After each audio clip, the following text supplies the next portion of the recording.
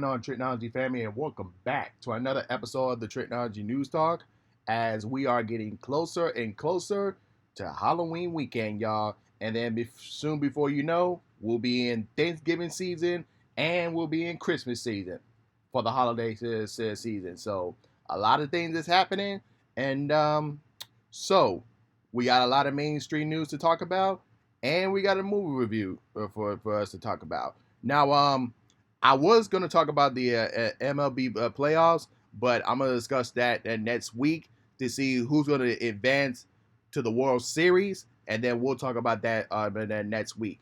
And of course, you guys already know the NBA season is about to kick off. The season about to kick off this week, tip off or whatever you want to call it, and of course you already know big Heat fans, so we are still on top of the East until someone kicks us off. But hopefully we make it again this year like we did last year.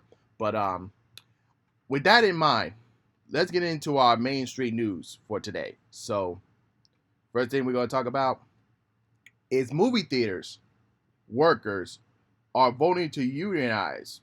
Let's see what the Associated Press has to say about this.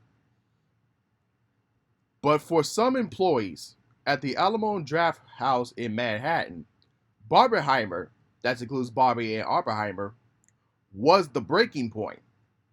That really pushed us to the edge, says Maggie Quick, a guest attendant. It was just the constant of staffing and the emotional exhaustion. People were waiting long than usual for their food and make them short-tempered and impatient. We call Tyler Tedderman a shift leader. We are the ones facing customers, and it takes a toll, a mental toll, to be yelled at by the guests because their drink has been taken an hour. Now, you guys know certain movie chains have like a dining experience and stuff like that. And I know like so when certain movies come out, when there's a huge big deal, it's gonna get crowded, it's gonna get hasty, and all of that. I understand where they're coming from, but as you guys already know, when it comes to like working with employees and stuff like that, when you see like a big event coming up, just like Barbenheimer or like the Avengers Endgame that they did in the past, like you got to be prepared for those type of situations. Like you got to be on top of your game for that. So it's just one of those things that when it comes to big event like that, you got to prepare for the unexpected. So that's just my opinion. But yeah. So hopefully we get some updates on that and what is going to be the future in terms of movie theater workers. Moving on, the MCU could reboot after the Avengers 6 hit Kevin Feige. Didn't I tell y'all this? I told y'all before. After Secret Wars, the MCU is going to give a soft reboot. And I'm hearing rumors that they're going to bring back Iron Man, they're going to bring back Captain America, they're going to bring back Black Panther, and they're going to bring back Black Widow. But it's going to be different actors because now that they're bringing all these characters back, now we can have the X-Men in the same universe. We can have the Fantastic Four in the same universe. We're going to have the Spider-Man universe in the same universe as well. So a huge thing could be on the rise because the MCU is kind of on a downward spiral as of lately. And I think this soft reboot will help get back to the MCU where it was before. But let's read this article here. It says, we had a quote from Kevin Feige, sort of implying that like Secret Wars will serve as a soft reboot in which they can put everything that is not, to use a Lokiism, they will put out everything that is not working and just keep what is working. Bring back people you thought they were forever gone. So that kind of explains what I said before. So hopefully we see what the rest of the future of the MCU is, because I know a lot of projects, some projects has been canceled, what they had planned. So we'll see how that goes from there. But continue on with Marvel. The director quit X-Men 3 after the studio tried to deceive Halle Berry. Now, let me tell y'all something. When it comes to Storm, Halle Berry is Storm. That is my opinion. Okay? But let's read this article here from Variety. And it says, one of the main reasons I quit X-Men 3, and this is a true story. I went to an executive office and saw an S3 script. It was a lot fatter. I asked, what is this draft? They are like, don't worry about it. So I grabbed it, opened the first page, and it said, Africa, kids dying from no water, and storm creates a thunderstorm to save all these children. They said, this is Halle Berry's script because she hasn't signed onto it yet. This is what she wants it to be. And once she signed on, we will throw in a bid. I thought, if you're going to do that to an Oscar-winning actress who plays Storm, I quit. So, I'm glad they didn't go with that move because it would have been a crazy, bad decision. So, but continue on with Marvel again. The Spider-Man villain was blocked from appearing in No Way Home. That includes Kraven the Hunter. In case y'all didn't know, Kraven the Hunter, even though they did show they showed Venom because he's not intentionally part of the MCU yet, because when they made the Spider-Man film, even though Tom Holland is part of the MCU, but it's still a Sony property. So, and Kraven the Hunter is only involved in the Sony Marvel universe of Spider-Man. So I kind of understand why they blocked that. But let's read what Screen Rant had to say about this. According to the MCU, the Reign of Marvel Studios book, Marvel was not allowed to use Kraven the Hunter in Spider-Man No Way Home due to Sony's plans for the villain. The book revealed that Spider-Man No Way Home writers Chris McKay and Eric Summers pitched Kraven as the villain of the film, only to hear that he was unavailable until Sony established him for a solo movie. So I kind of understand why they did that, and I think this is a good move to introduce Kraven in a solo film. So that way we have some people, for some people that don't know who Kraven Hunter is, so that way they get, and I like where they're going for here. Even though Kraven Hunter is a villain, but the way they got the story here for his solo film, they kind of gave him like an anti-hero type story, and I kind of like that. So even though we were supposed to get Kraven Hunter this year, but due to the actor strike, it got pushed to next year. So I'm still excited for that. Moving on. Taylor Swift concert movie break records but falls short to the projections. And you ask, why not more? So let's look at these 5 facts here. Men did not go see it because the audience was 80% female. I can understand that. Number 2, most tickets sold in advance. Videos of audience dancing and singing in theaters may have scared regular folks off. That's an understatement there. 3, limited number of Thursday and Friday screenings. 4, limited advertising and promotion. And 5, end of the day, it's just a concert movie. So it is what it is. So I didn't care too much for it. So let's move on. Millie Bobby Brown wants out of Stranger Things to focus on other projects. So I understand when they come up here because Stranger Things is close to finishing up their story soon, and I know Millie Bobby Brown wants to focus on more other projects instead of just being that Stranger Things actress. So I understand where she coming from there, and but let's read this story from IndieWire here. As Stranger Things 5 marks the final season of the viral series, Brown said in a global cover story that she is ready to wrap up the chapter in her life. When you are ready, you are like, already, all right, let's do this. Let's tackle this last senior year. Let's get out of here. Brown said, Stranger Things takes up a lot of time to film and prevent me from creating stories that I'm passionate about. So I'm ready to say thank you and goodbye. So, and I know for us Stranger Things fans, we don't want to see this go, but you got to understand most of the kids in Stranger Things, they are growing up now, and you're gonna see them do other projects inside of outside of Stranger Things. So I kind of understand where they coming from here, but as of course you guys already know, Millie Bobby Brown did other projects outside of Stranger Things. She was in the Marvel Universe in I think yeah, she was only in the second Godzilla movie and Godzilla versus Kong.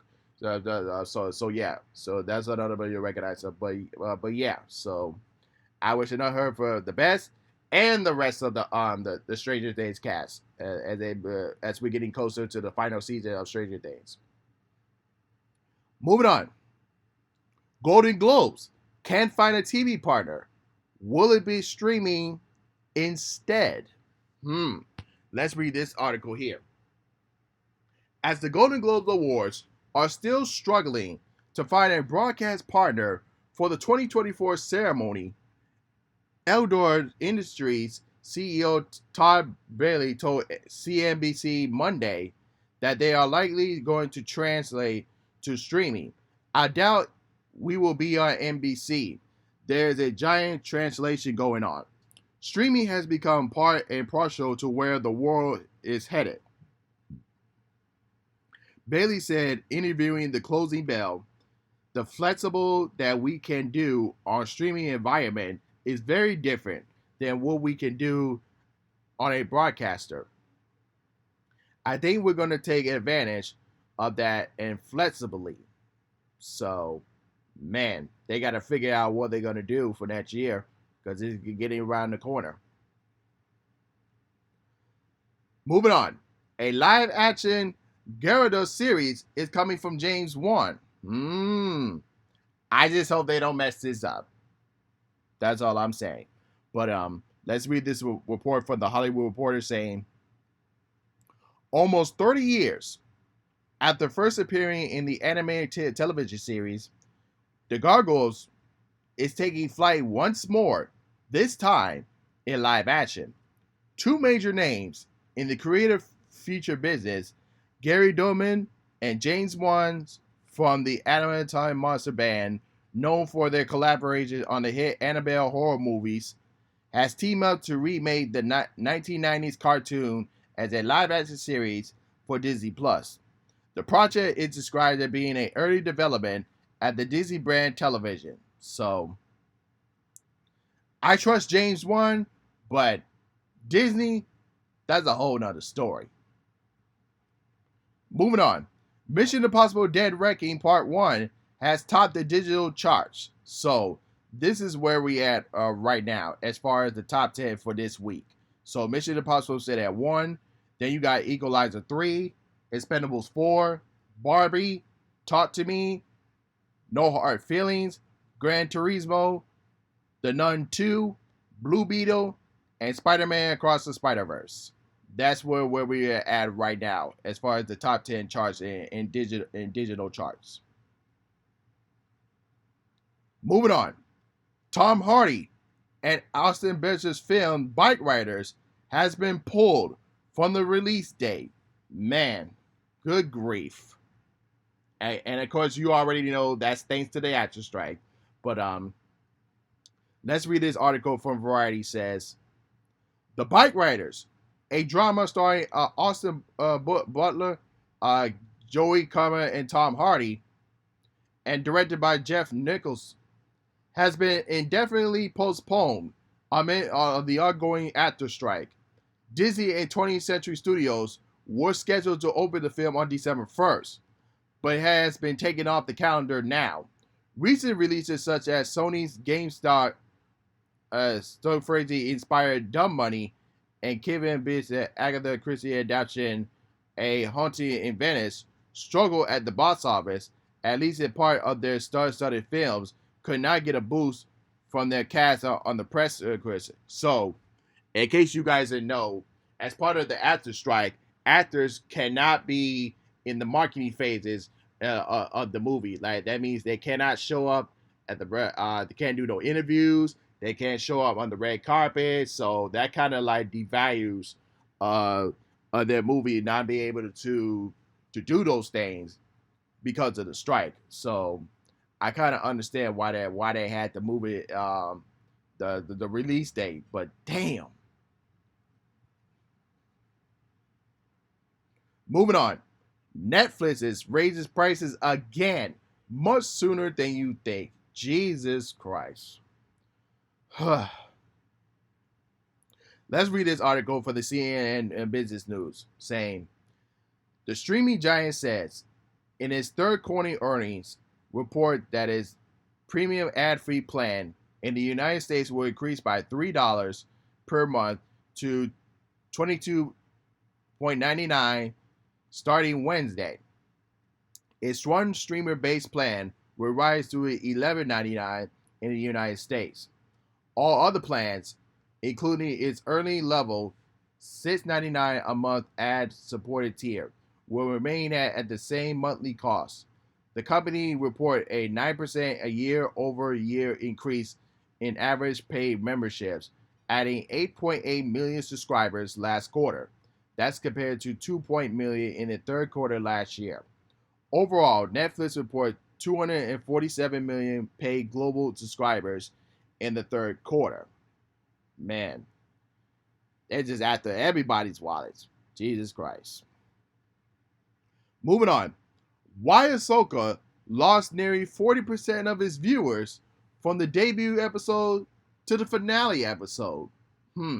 Let's read the article why.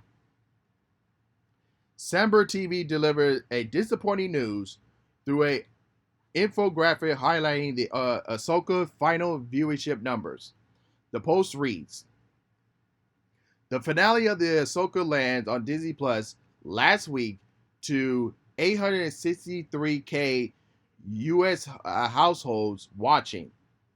This means that despite Ahsoka premiere beating the Mandalorian Season 3 kickoff, the spin-off show ended the season down by 40% compared to the late show's third series finale.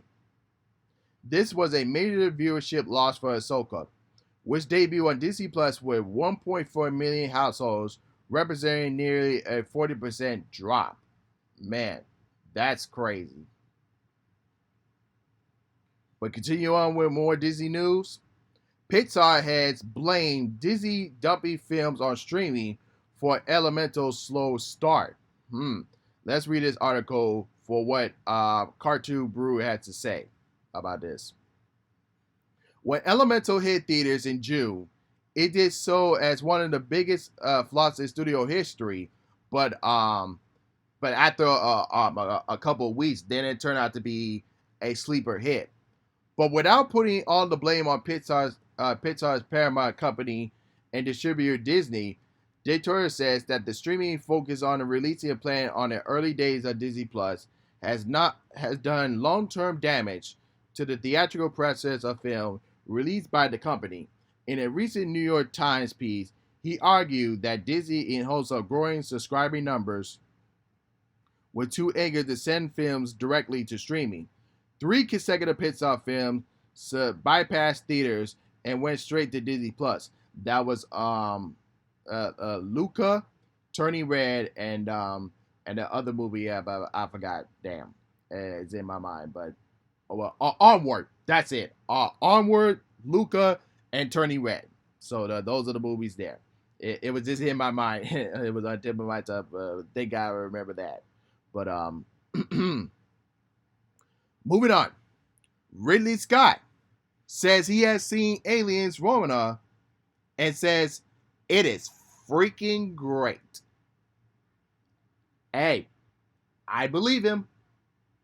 Let's read this article, what AV Club had to say. Even if He didn't ask for it. I was going there and sit at a table and look at him and get, Alvarez said, even if he was going to say, you destroyed my legacy, I wanted to be in front of him and see him in eye to eye. He didn't want to get an email where Ridley says, all this belly aching, it was announced because Scott walked into the room and said, figure, what can I say? It's fucking great. So, let's hope it Ridley Scott is right. So, we can't wait for the next Aliens movie. But, moving on. Kick-Ass director says he would reboot Star Wars. Let's read what Dean of the Geek got to say. Matthew Vaughn, in case you know, he is the acclaimed director of the Kingsman series, says he would like to re-image Star Wars. If he was allowed to reboot Star Wars and go back and put Luke Skywalker and Vader in it and start again, Vaughn says, everyone would think I'm crazy. But I have been arguing all I've done with the Spider-Man pretty well. Vaughn, I think Star Wars is Skywalker's family. If I was allowed to do Skywalker's story, then I would love to do Star Wars. Hey, that Star Wars definitely needs some help, y'all. So, could Matthew Vaughn be that help? Only time will tell. The Marvels. Box office projections is surging up, but still low for Marvel. So let's look at what the box office projection was. So previously, it was 50 million to 75 million that it was before. Now it's looking at 75 million to 80 million. That's still not good because the first Captain Marvel opened up to 153 million. So, what else can I say, y'all? I think the Marvels could be a flop. Either a flop or just a box office disappointment. One of the two. Deadpool 3 release is delayed due to the strike. Now, let me tell y'all something. If there is one Marvel movie that I'm anticipated to see next year, everybody is anticipated to see was Deadpool 3. And now we gotta wait. Days to the strike. But let's read this article, what Coming Soon had to say. Deadpool 3 release date has been reportedly pushed back from its current May 24 release date as a result of the SAG-AFTRA strike. Deadline has reported that Deadpool 3 will not be making its May 3rd, 24 release date. The outlet sources note that even if the strike was in end of its few weeks, resuming production in its early 2024 would not allow Marvel Cinematic Universe sequel the time that it needed to make sure that it hits previously announced on the May date.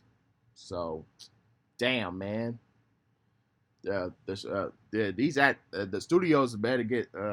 I mean, man, this is so hard to talk about, man. Like, you made a deal with the writers. Like, why can't you make a deal with the actors and give them what they want?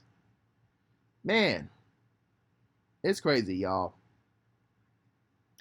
Gen 4, or I meant to say Gen V. Why I say 4? Jesus Christ.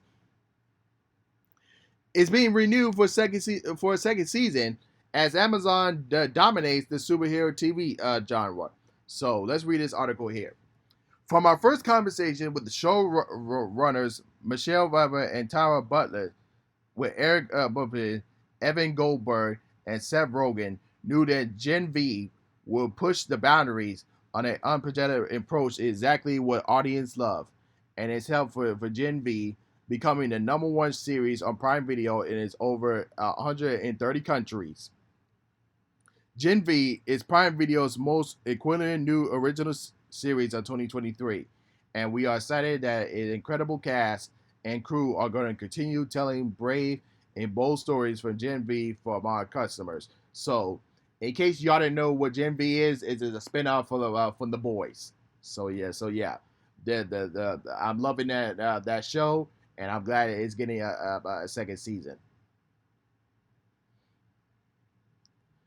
And then our last piece of mainstream news is Matthew Vaughn confirms that he is in talks with DC to direct a superhero film.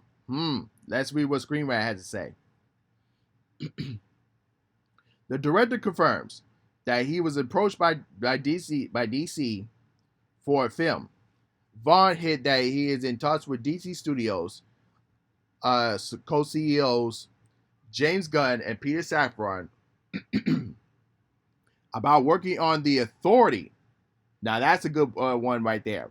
While the director has ended up helming the upcoming DC movie, nothing is set in stone just yet. With Vaughn saying, DC has reached out, and Gunn and Peter, we have been talking. Never say never at the moment. I am enjoying creating my own things. The franchise is in its best hands, so let's see what happens. So I think Matthew Vaughn will be a definitely good candidate to direct The Authority, in my opinion. But yeah, but only time will tell, man. So let's see what's gonna happen. But other than that, that's all the mainstream news that I have for you guys today. And let's get into our movie review today, and that's going to be on Killers of the Flower Moon, which is the latest project from excuse me, from Martin Scorsese, and it stars Leonardo DiCaprio, Robert De Niro, and Lily Gladstone. So, this plot centers around a series of Oklahoma murders in the Ottawa Nation during the 1920s, committed after oil was discovered on tribal land. So, yeah, man, this was and in all the crises that were going on in Hollywood right now. So this was definitely a good movie to watch, especially if you're a Martin Scorsese fan. Now, if you're asking what the runtime is, it is 3 hours and 20 minutes. That's all I can say about that. And it's not as long as The Irishman is, because that movie felt like a mini series there. But yeah, just to keep y'all warned that this movie is 3 hours and 20 minutes. So this movie was absolutely good.